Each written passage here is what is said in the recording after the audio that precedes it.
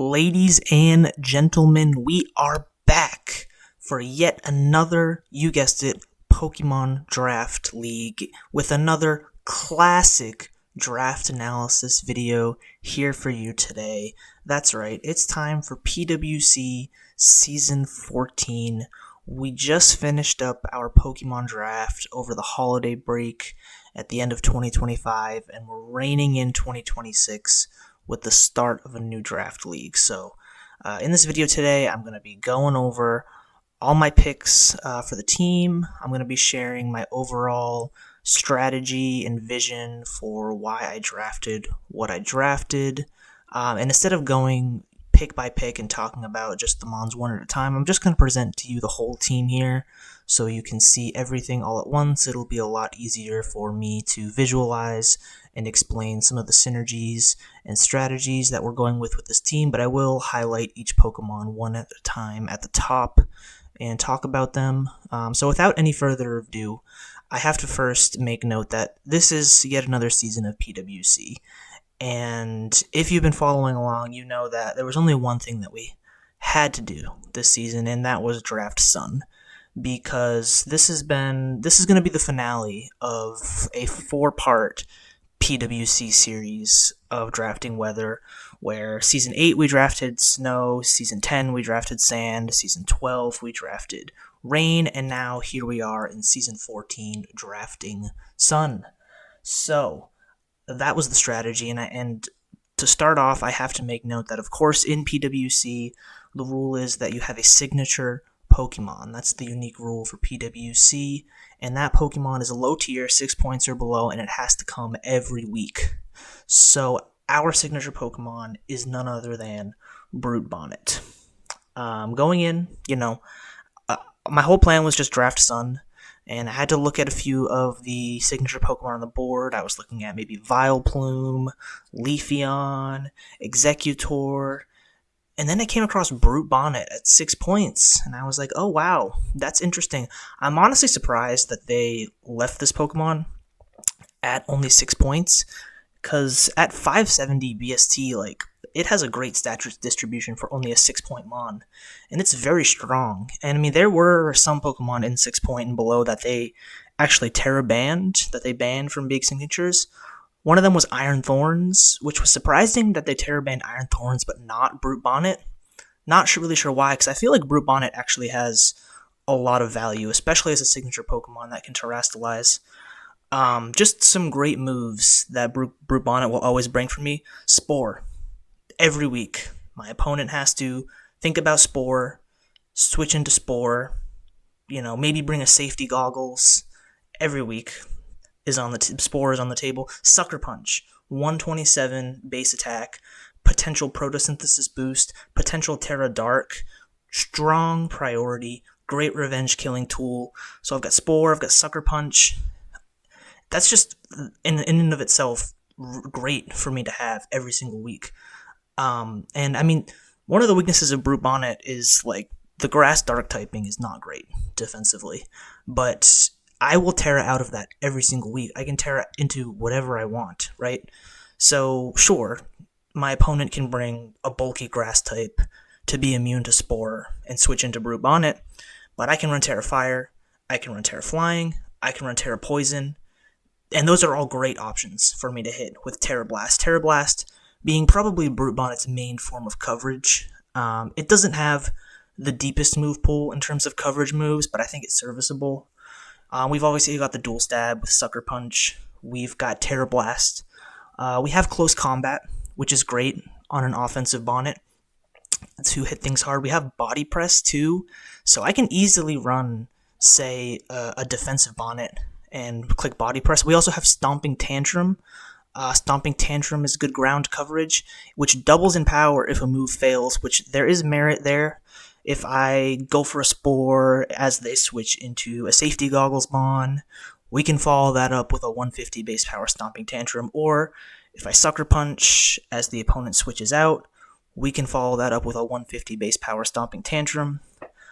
So those are all really good options there. And we obviously are packing Torkoal to give Brute Bonnet the potential photosynthesis attack boost and just make it a really strong attacker with all of those options. Not to mention 111 HP, 99 defense, 99 special defense is a good defensive spread. So we can easily just run max defense or max special defense on a given week and just use it to switch into whatever threat we see fit. And get a potential defense boost or special defense boost from Protosynthesis. Pretty bulky synthesis is a good form of recovery. Can heal up to 75% if Sun is up. So it can keep itself healthy with synthesis. It's got Clear Smog to prevent setup. It's got Taunt. So it has some defensive tools, of course, and Spore, of course. So a lot of versatility, I think, is there with Brute Bonnet, and a lot of value in having Brute Bonnet every week as a signature. So I'm glad it was available, and I'm glad I got to take it. And I think, we were able to build a decent team around it to make the most out of Brute Bonnet every single week. So Brute Bonnet is our signature. It's coming every single week. The next Pokemon that I want to talk about, though, is Raging Bolt. So when going for a Sun team, we have a Protosynthesis signature, and I had to go for at least one other Protosynthesis Mon. It had to be one of the Protosynthesis Dragons, and I just decided I wanted Raging Bolt. I haven't used it yet. I think it's very good. I think it was only 14 points on the tier list too, which I thought was pretty cheap. Off the bat, we've got Brute Bonnet, strong physical attacker, and Raging Bolt, strong special attacker. Great diversity there. Also, both packing the strong forms of priority, Sucker Punch and Thunderclap. Both physical side, special side, both strong stab priority. I think that's really good. Both of my Protosynthesis threats having that strong form of priority is excellent. Granted, they're not fast, but they have Sucker Punch and Thunderclap, so that's great. And of course, Raging Bolt is really bulky as well, 125 base HP. It's an excellent Calm Mind sweeper. I mean, Brute Bonnet is not a setup sweeper, doesn't get any setup moves, unfortunately, but Raging Bolt, on the other hand, can, of course, Calm Mind up and be a huge threat with that Thunderclap, with that Draco Meteor. So, I'm excited to use Raging Bolt. Raging Bolt was kind of the centerpiece, the first mon I picked after Brute Bonnet, and then around Raging Bolt and Brute Bonnet, I assembled the rest of this team. So that was kind of my core of the two Protosynthesis Mons, the two, one strong physical, one strong special, both strong priority, but that's kind of the core of the two Protosynthesis Mons that I had to build around. So the next Mon I want to talk about at the top here, though, is Corviknight. We can't just go hard Sun offense. I don't think that's a good strategy. I do want some balance on this team, and I look at Corviknight as just a good steel type, a good glue mon. That's how I view Corviknight. It's the glue that holds any team together. Good serviceable steel type. It's a great pivot, and that's really mainly what I want it to do is switch into attacks, give me momentum with U-turn, and allow me opportunities to bring in some of my threats, like the Terra Brute Bonnet, like the Raging Bolt, like the Blood Moon Ursaluna. And, obviously great form of hazard control with Defog as well, which is important when we have Torkoal on the team. We don't want Torkoal dying or getting worn down fast by Stealth Rock, and so Corviknight is here. I look at Corviknight as a good Volt Turn core with Raging Bolt. So Corviknight and Raging Bolt cover each other's weaknesses very well, actually. And they form a nice Volt Turn core. So we can do the Volt Turn back and forth between Corviknight and Raging Bolt. Anything that threatens Raging Bolt, we can pretty safely switch into Corviknight. Any of Raging Bolt's weaknesses are covered by Corviknight, and vice versa. Any of Corviknight's weaknesses are covered by Raging Bolt. So that's really nice there. And Corviknight is just the glue mon. Like I said, I most recently used Corviknight in the last season that I just played in ETA that I won, and I thought it was great. It's such a good mon. Granted, I think it's a pretty low skill mon to use. Like, it's not a hard Pokemon to use. It's very basic at what it does. It's mostly just a U-turn bot. It's a defensive pivot. It's a defog, U-turn, roost, brave bird, body press. That's what it does. But it's just so good at what it does. It does not hurt the team at all to have it. So I went for Corviknight early because I figured it'll just hold my team together. It'll just be a great pivot to help open up the other threats that I'm going to have on my team. So the next Pokemon I'll go down is Ursaluna Bloodmoon. I really, this mon just kind of fell upon me. Like, when I first started planning, I was like, maybe I'll get Great Tusk as a bulky ground type that can take advantage of Sun. But obviously that mon got picked way too early. Naive of me to think it would fall into my lap. But then I figured Ursaluna was available. And this Pokemon, granted, it's not really abusing Sun, but I don't want a full team, like I said, I don't want a full team that's just abusing Sun the whole time. I want a team that functions outside of Sun. Like, I want to be able to leave Torkoal on the bench and still have a functioning, balanced team. And Ursaluna is just so good, I mean, on its own, as a bulky ground type. We obviously have Moonlight, which is a great self-recovery move that is boosted by Sun, which is fantastic. But pretty straightforward. I mean, Blood Moon is a nuke, and then you've got Earth Power, Stab Earth Power, and Moonblast is the perfect coverage move to cover, anything not hit by Earth Power. Blood Moon hits everything anyway, so it's just great. We also have Vacuum Wave. Vacuum Wave is another form of priority. All of our strong breakers, if you will, have forms of priority, which is great. Bonnet, Blood Moon, and Bolt all have forms of priority. Vacuum Wave, obviously not the strongest form of priority, but still nonetheless priority. And another good Calm Mind Sweeper. We have like 3 of the best Calm Mind Sweepers in the game between Blood Moon, Ursaluna, Raging Bolt, and Hatterene. And so on any given week, one of these Pokemon can set up a Calm Mind and just go to work, which I think is great. So that's fantastic. That's fantastic. I do want to next talk about Hatterene, of course. So, Hatterene is an interesting pick. I've been wanting to use Hatterene for a long time now, and I haven't found the right chance to fit it on any of the teams that I've drafted recently. But I think it's very good, and I fit it on this one. Now, I could have easily gone with Screamtail here. It would have made sense on a Sun team. But like I said, I don't want to lean too heavy into Sun. I want to have a good team that functions outside of Sun. And Hatterene just does a lot for me. It's also a great pivot to go with Corviknight. It has Baton Pass, which we can dry Baton Pass in this league. So I can get a nice slow Baton Pass into whatever. It's obviously a great threat with Calm Mind. Like I mentioned, Calm Mind Draining Kiss can heal up a ton because of its low base HP, but good defensive stats. It can keep itself very healthy with just Draining Kiss, which is fantastic. And the other thing I really want to mention here is if you look closely at this team, there is a Trick Room mode. There is absolutely a Trick Room mode for this team. Hatterene can get up the Trick Room. We've got a lot of slow mons with Ursaluna, with Brute Bonnet, with Torkoal as well. So that's really something that I want to try to explore this season, is this sort of Trick Room mode. So we have obviously the Hard Sun mode, but then we also have kind of a Trick Room mode where Hatterene can get the Trick Room up, and we've got Ursaluna, we've got Bonnet, and we can even run like an offensive Eruption Torkoal in Trick Room as well, really making the most of Torkoal as well.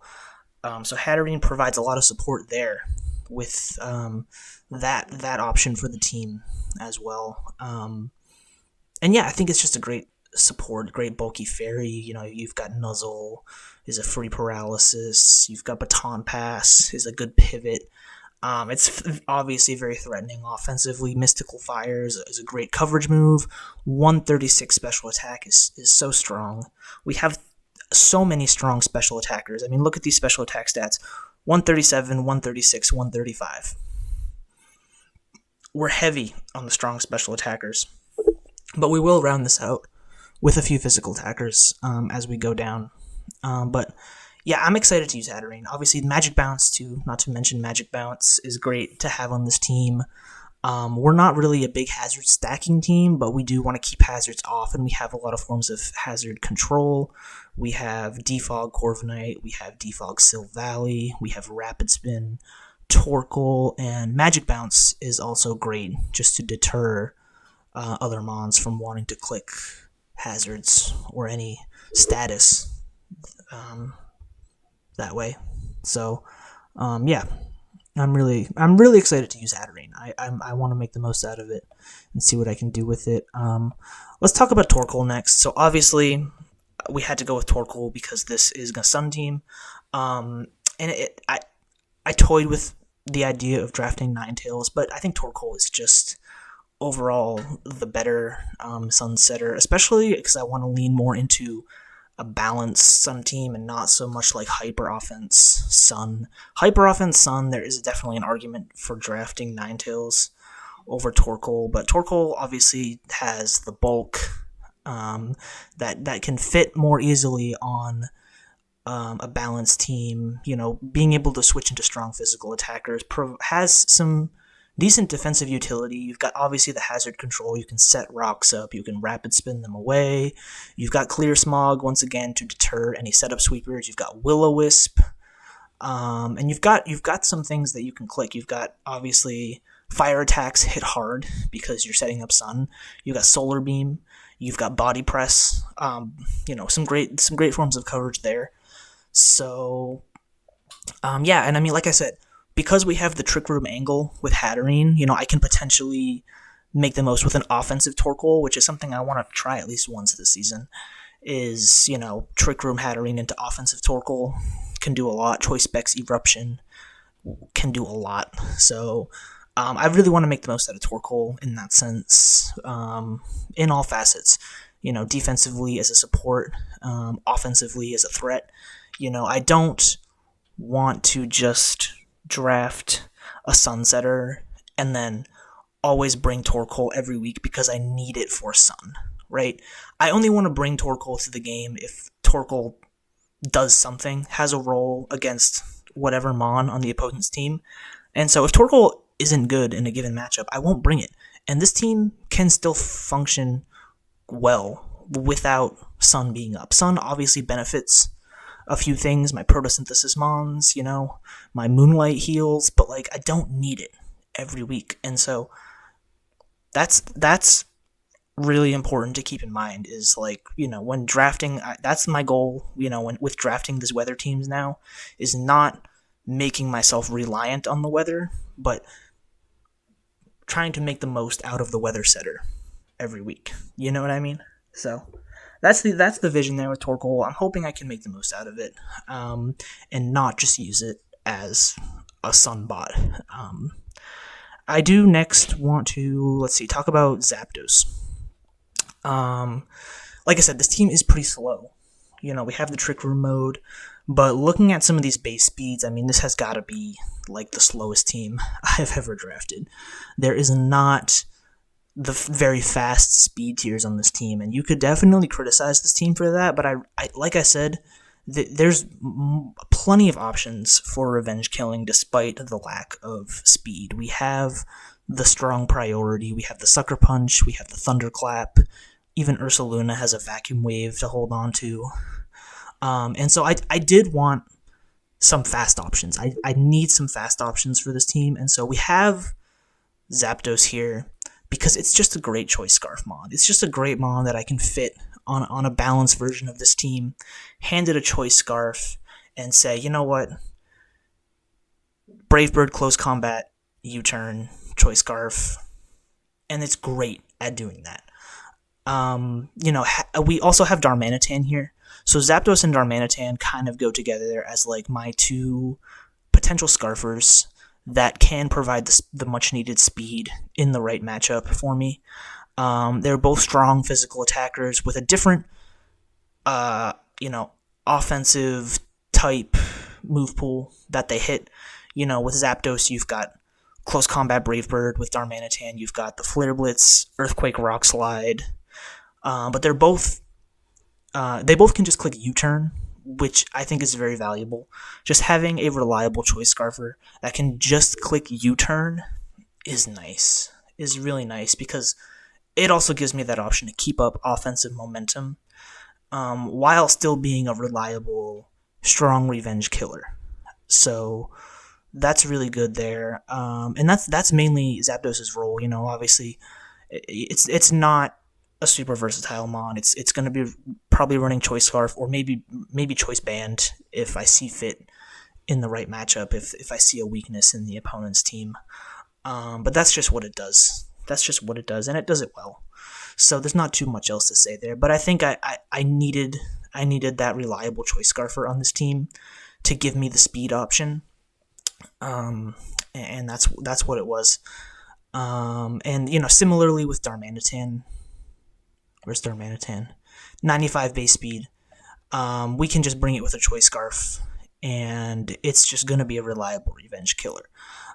You've got Earthquake Rock Slide for coverage, Sheer Force Rock Slide, Sheer Force Flare Blitz. Darmanitan also can function a lot more as a wall breaker, especially in Sun. If I really want to go hard Sun one week, if I see that the matchup, I think it'll have a good matchup, I can bring Torkoal and Darmanitan, like Flare Blitz in the Sun, there's no switch in. Sheer Force, Flare Blitz, 140 attack. Even if I want to bring Choice Band, I can just break with Darmanitan. So I'm really excited to have Darmanitan and potentially use it alongside Torkoal. I think that could be really good. That could really open things up for me. But like I said, Zapdos and Darmanitan are there to fill kind of a speedy role for my team that fits alongside some of the strong breakers that have the priority. I've got a couple of reliable, speedy Choice Scarf mons that can revenge kill some of the faster threats as needed, along with, the bulky priority that I have. And now, of course, when talking about speed, I have to wrap this up by talking about Venusaur because, when drafting a Sun team, I had to have a Chlorophyll mon. I have to have the option to bring Chlorophyll.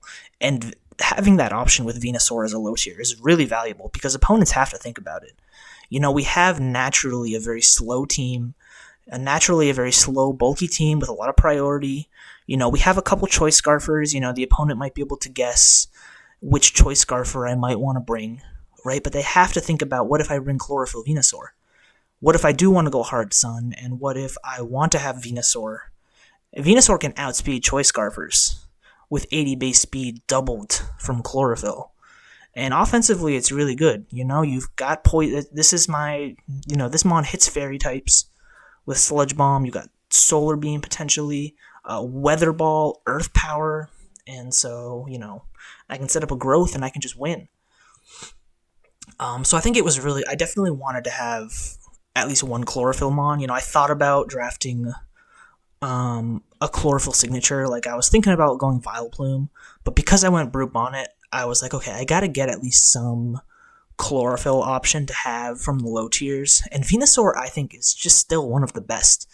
I considered Hisuian Lilligant, but we already had a fighting type with Zapdos, and so it just had to be Venusaur. And for only, I think, like 7 points, it was worth it. It's absolutely worth it. So, don't know how much I'm going to bring Venusaur outside of Sun. I'll be honest, we might bring Venusaur outside of Sun. I don't know, but just having that option for an offensive Chlorophyll mon is really nice, and Venusaur's the GOAT for that. Good natural bulk, good natural special defense, and so that kind of rounds out my team there. There's a lot of speed control options, between the bulky mons with priority, between the couple fast Choice Scarf mons that I have, between Chlorophyll, Venusaur, between the Trick Room mode with Hatterene.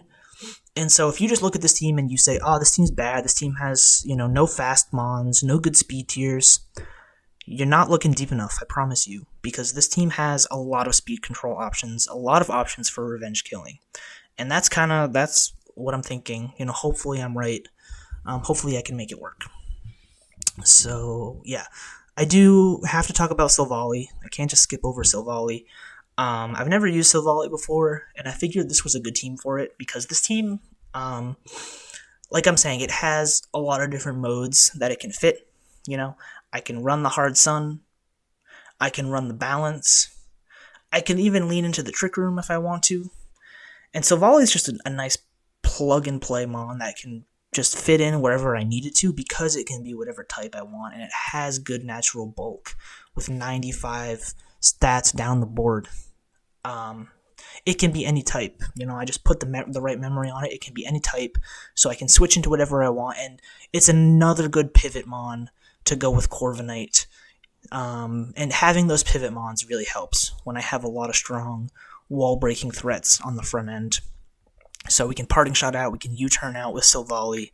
We've got the pivot with Silvally, the pivot with Corviknight, the pivot with Hatterene, and so having that is really good. Silvally does, of course, have some offensive merit on its own. I mean, multi-attack is a 120 base power move, which is strong. 95 isn't great, but we can set up a Sword Stance. Sword Stance Flame Charge is a potential threat for sure. So we can potentially make use of Silvally offensively as well. I don't want to count that out at all. But Silvally's mainly here as just a good plug-and-play utility that I can kind of fit in, with whatever I'm trying to do on a given week. If it's Hard Sun and I need a pivot that's not weak to fire, maybe I just bring Terra Water Silvally and I just go for Parting Shots, and that helps me a lot. Or if I'm just bringing a balanced team and I want a good partner next to Corviknight or Raging Bolt or Hatterene, we can fit Silvally in there where I need it to. Okay? And so, yeah, hopefully, we can make the most out of Silvally this season. I'm excited to try that. Last mon we have to talk about is Pyukumuku. Listen, I liked Pyukumuku. I think Pyukumuku is cool. It's cute. It's just a little sea cucumber, okay? And I figured this is the perfect opportunity for me to draft Pyukumuku. I don't think I've ever seen anyone draft Pyukumuku, and I get it. I understand why it's bad. It's 2 points. It's bad. But I want to try to make it work this season, because I think it has value. Out of all the mons in the 2-point tier, there's value in picking Pyukumuku, but it just has to fit on the right team. And that's the thing. When you're drafting a Sun team, it's hard to find a good water type to fit on a Sun team that's not named Walking Wake, okay? Could have gone Walking Wake. We didn't go Walking Wake. And it's hard to find a good water type. Water types want to click water moves, because water moves are good. It's hard to find a good water type that doesn't want to click water moves. I thought about maybe going Alomomola and just having that flip turn bot. I didn't want to spend the points on it. Then I saw Pyukumuku in 2 points, and I was like, ooh, we can't click any water moves even if we want to, okay? And that's what's nice about Pyukumuku, is we don't have to worry about it. And it's nice having a bulky water type on a Sun team like this, because when I'm bringing Hard Sun, if I'm bringing Hard Sun, I also got to think about the opposing fire types. The opposing fire types can be a threat, and I can't put all that weight just on Torkoal. I can't.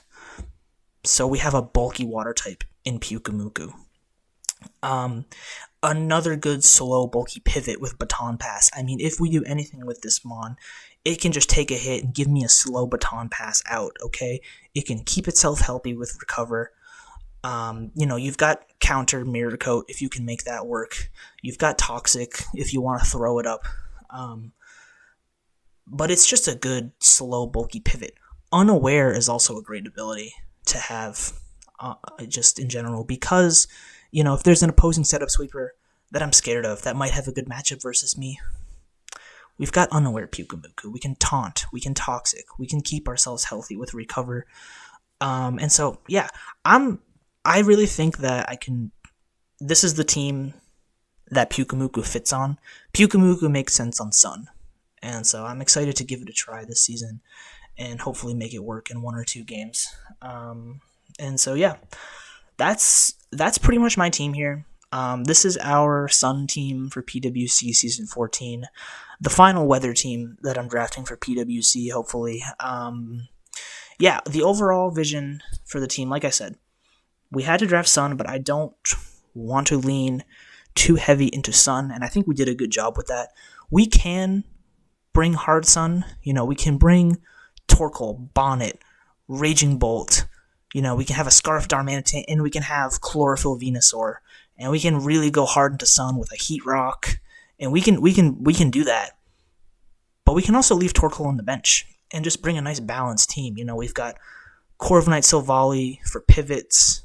We've got a fast choice Scarfer in Zapdos. We've got a couple wall breakers with Ursaluna and Brute Bonnet. And we can make that work too without Torkoal at all. We can explore the Trick Room mode. We can set up a Trick Room with Hatterene. We can go, Specs Torkoal. We can go offensive Ursaluna. A lot of options there. So I'm excited for this team. I think, like I said, we have a lot of different things that we can do with it. And I think it's a pretty threatening team on paper, and hopefully we can, go the distance with it. But I'll leave it at that. And yeah, guys, I'm excited to play this season. I will see you guys soon, and goodbye.